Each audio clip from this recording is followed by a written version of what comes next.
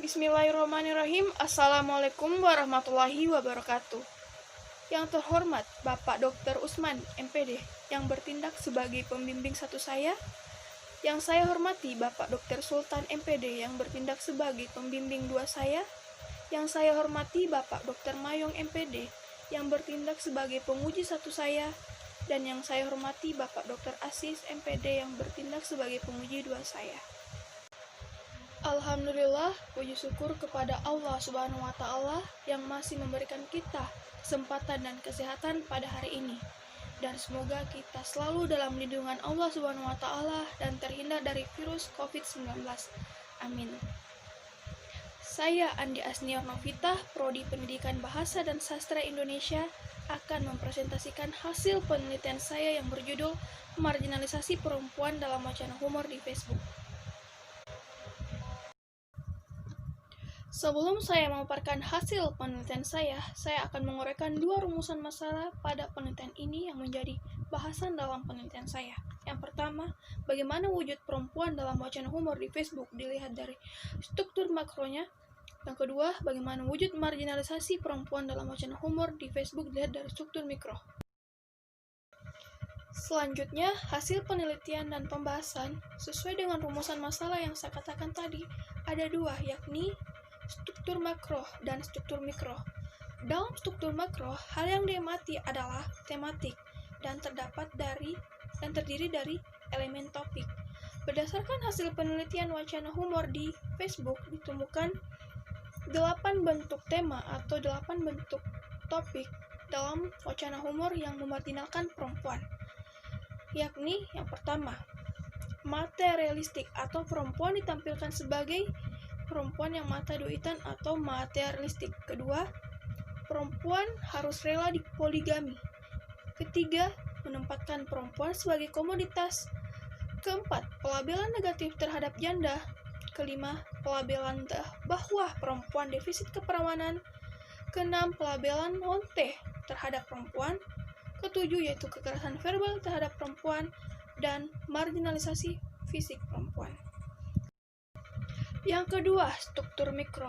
Dalam struktur mikro, hal yang diamati adalah semantik, sintaksis, stilistik, dan retoris. Dalam semantik terdiri dari elemen latar, elemen maksud, dan elemen penanggapan.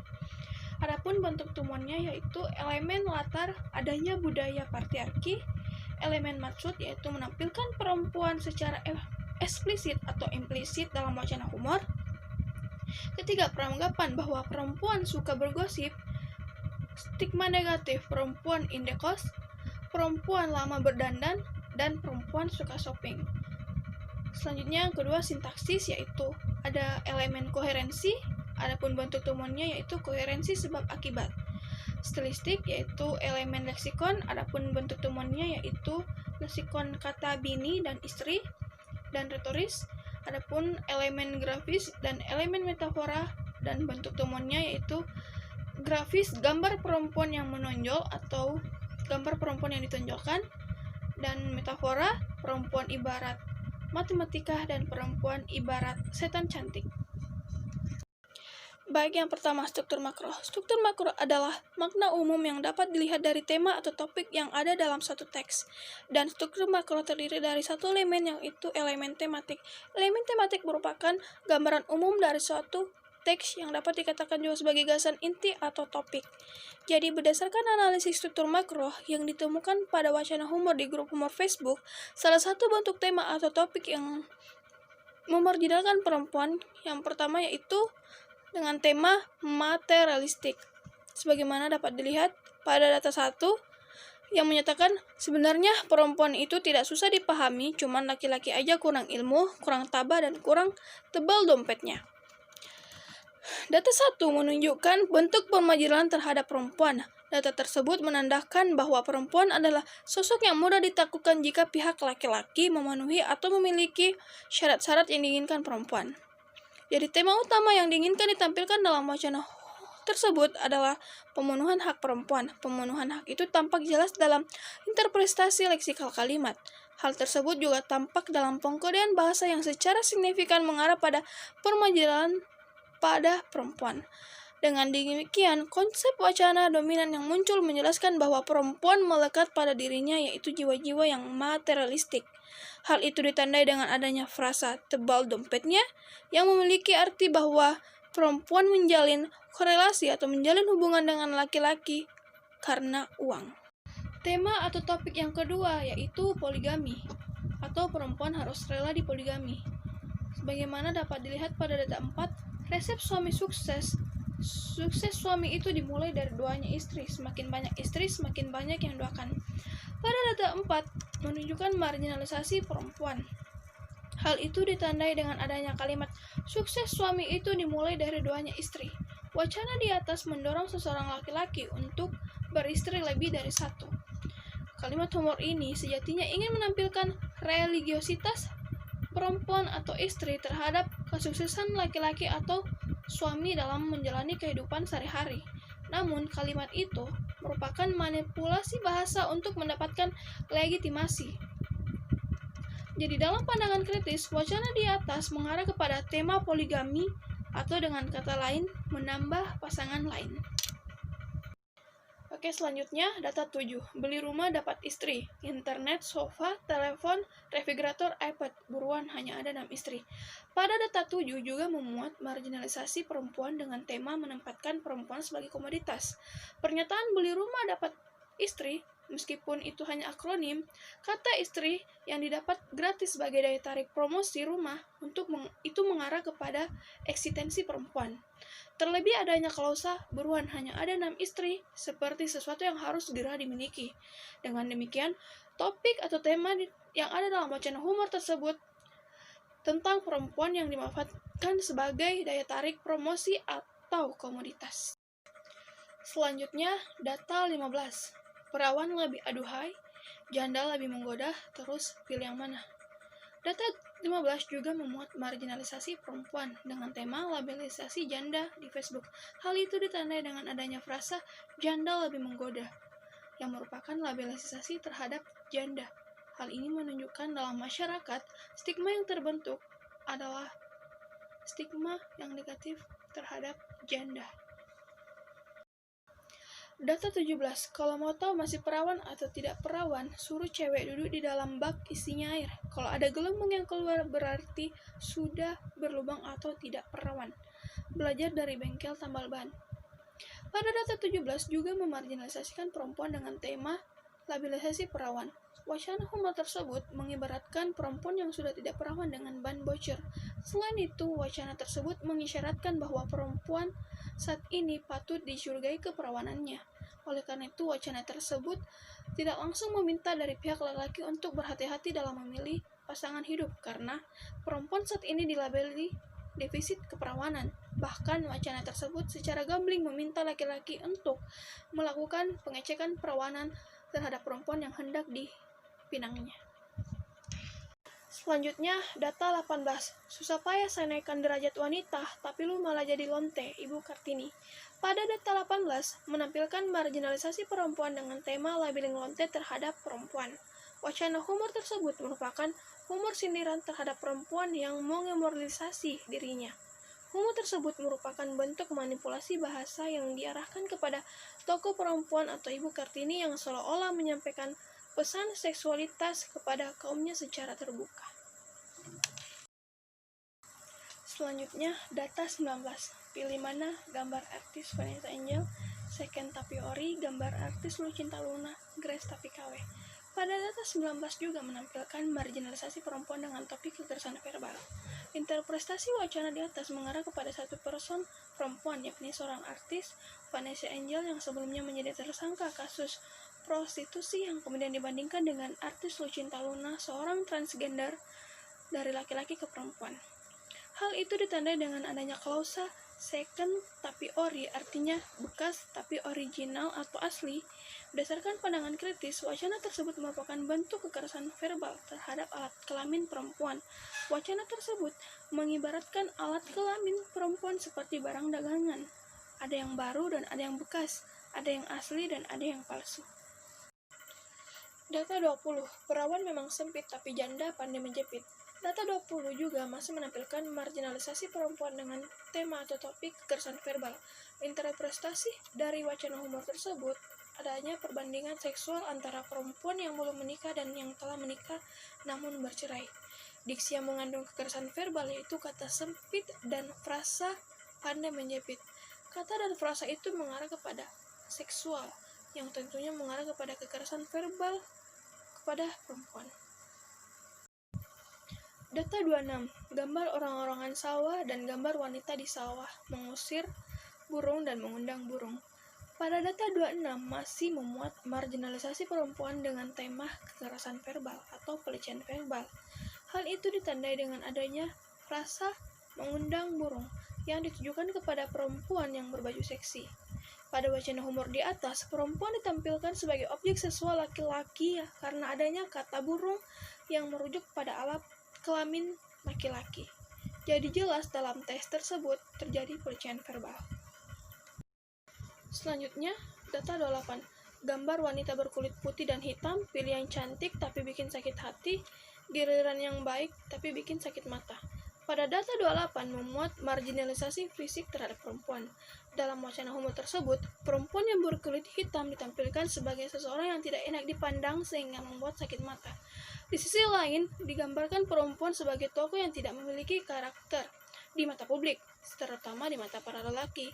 Jadi wacana ini memberikan kesimpulan bahwa seseorang laki-laki harus cermat dalam menilai karakter dan memilih fisik perempuan. Jadi jelas dalam tes humor tersebut terjadi marginalisasi fisik terhadap perempuan. Baik, selanjutnya bagian kedua yaitu struktur mikro. Struktur mikro adalah makna yang dapat dilihat dengan menganalisis kata, frasa, kalimat, maupun gambar. Dalam struktur mikro, hal yang diamati adalah semantik, sintaksis, stilistik, dan retoris. Dalam teori Van Dijk, semantik terdiri dari beberapa elemen. Dalam penelitian ini ditemukan 3 elemen, yaitu elemen latar, elemen maksud, dan elemen peranggapan. Baik yang pertama yaitu elemen latar. Elemen latar merupakan bagian teks yang dapat mempengaruhi semantik arti yang ingin ditampilkan. Latar teks yang digunakan menentukan ke arah mana pandangan hendak dibawa. Baik, yaitu data yang pertama, data 30. Istri idaman itu yang pintar masak, bukan cuma pintar makan. Jadi, pada data 30, kata istri didayagunakan oleh penulis untuk menggambarkan perempuan. Pada data 30 ditampilkan dengan tugas domestik yang berkaitan dengan ibu rumah tangga, yaitu memasak. Jadi munculnya proposisi istri idaman itu yang pintar masak karena adanya konstruk masyarakat antara laki-laki dan perempuan yang masih didominasi dan dipengaruhi dengan ideologi gender, yaitu dengan adanya budaya patriarki. Jadi sistem patriarki yang mendominasi kebudayaan di Indonesia mendorong terbentuknya permajilan terhadap perempuan yang mempengaruhi berbagai bidang dan aspek kegiatan manusia seperti pada wacana humor tersebut. Masih di bagian semantik, yaitu dengan elemen maksud. Yang pertama, elemen maksud implisit. Pada data 33, hidup ini ibarat rok, semakin tinggi rok maka semakin banyak godaan yang datang. Pada data 33, maksud wacana humor tersebut disajikan secara implisit. Wacana tersebut mencoba membandingkan perbandingan antara rok perempuan dengan cobaan hidup. Akan tetapi, maksud yang ingin disampaikan pada wacana tersebut bukan hal itu, melainkan bahwa perempuan yang memakai rok mini dapat mengundang nafsu laki-laki. Hal itu ditandai dengan adanya gambar perempuan yang memakai rok mini. Dan secara tidak langsung juga membentuk konstruk masyarakat mengenai perempuan yang memakai rok mini atau seksi dapat mengundang pelecehan seksual. Jadi jelas dalam wacana humor tersebut membatasi perempuan.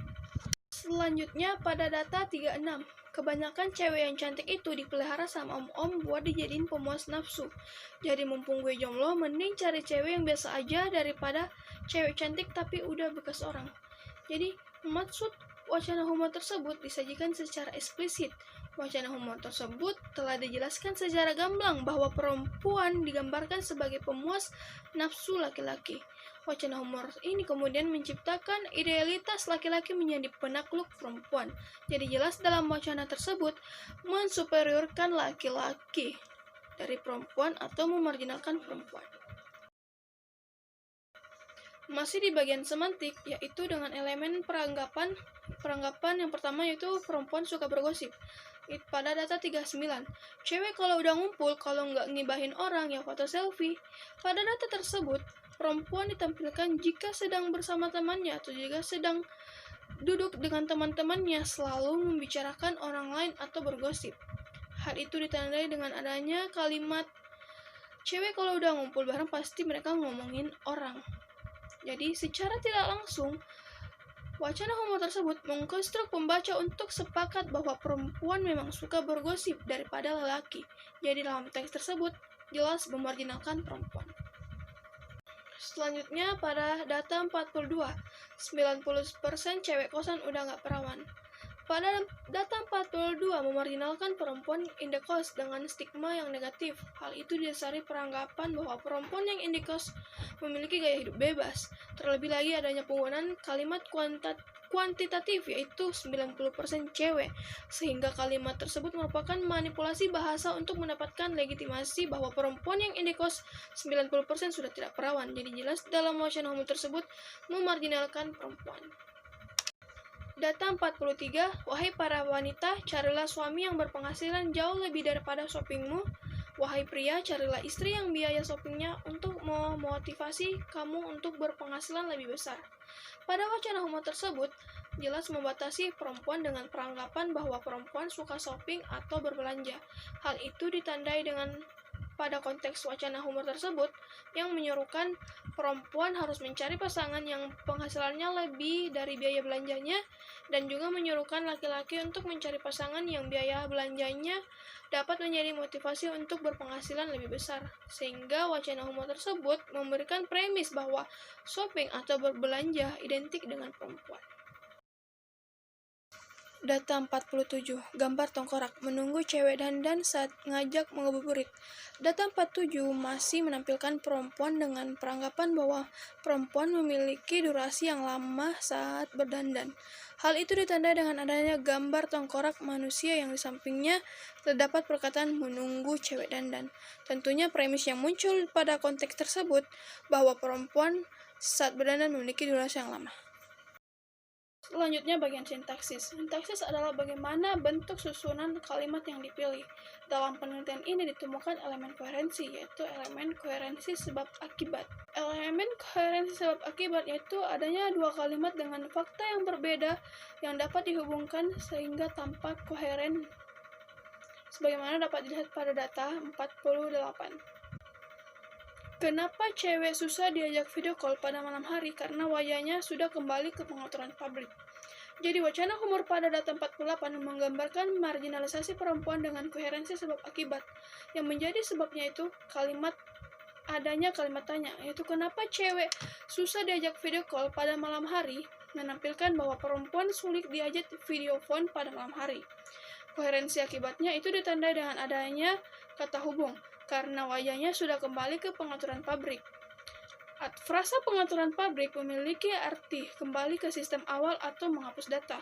Namun, frasa dalam wacana ini ditujukan kepada wajah perempuan yang dapat disimpulkan jika pada malam hari perempuan telah menghapus riasan di wajahnya sehingga akan sulit diajak video phone tanpa menggunakan riasan.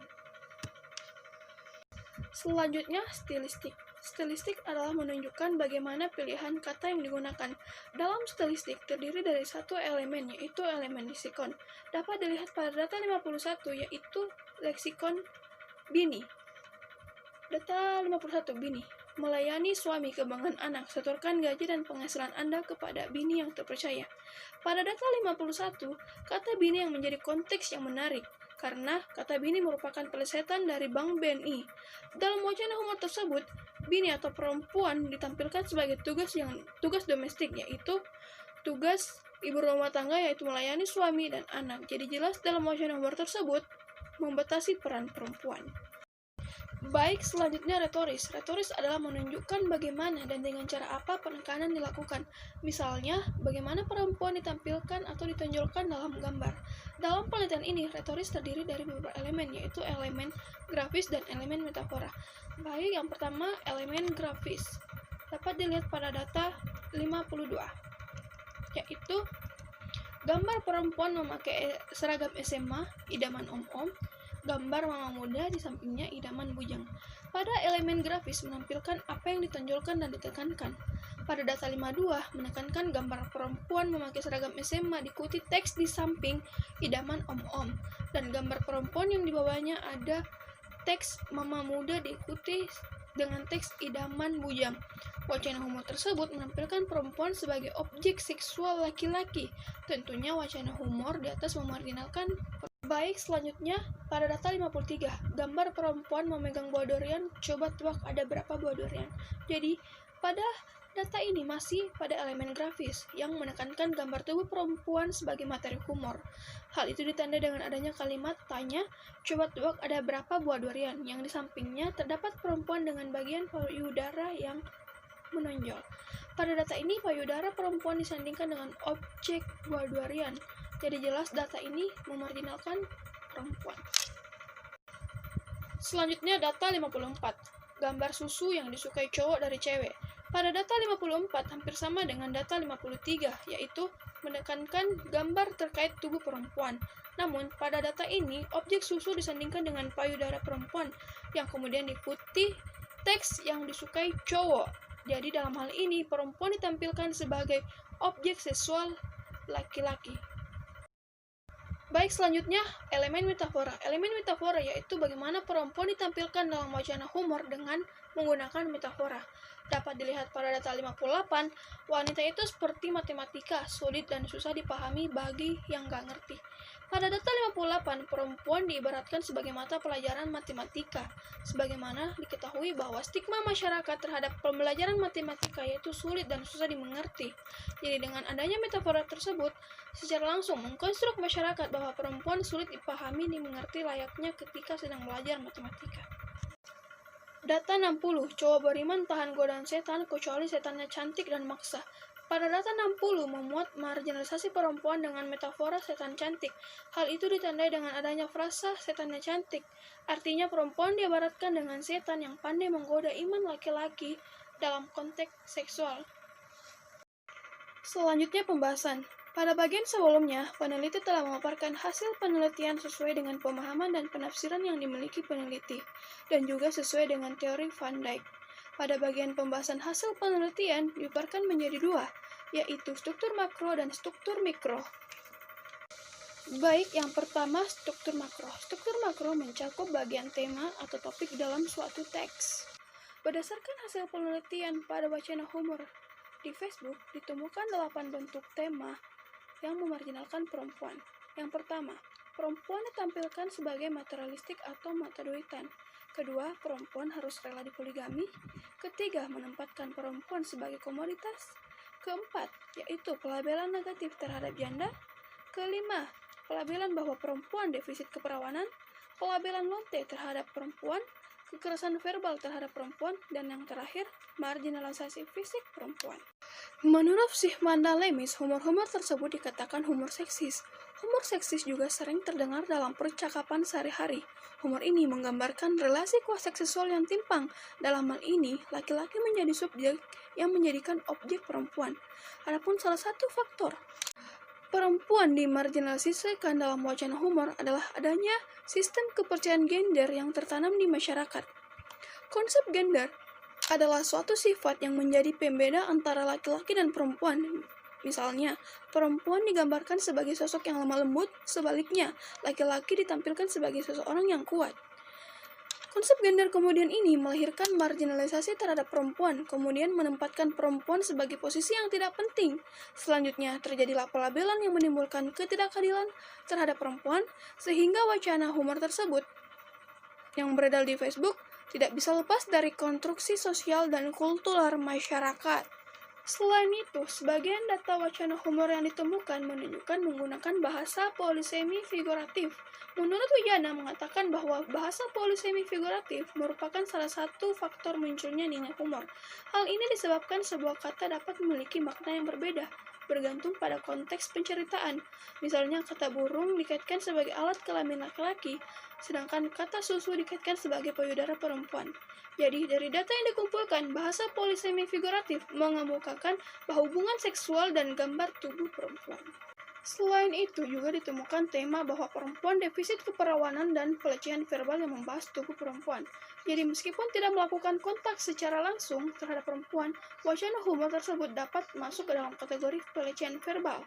Hal itu juga dapat dipidanakan sebagaimana yang diatur dalam pasal 315 KUHP yang menyatakan bahwa kejadian seperti itu merupakan pencemaran dan dapat dipidanakan.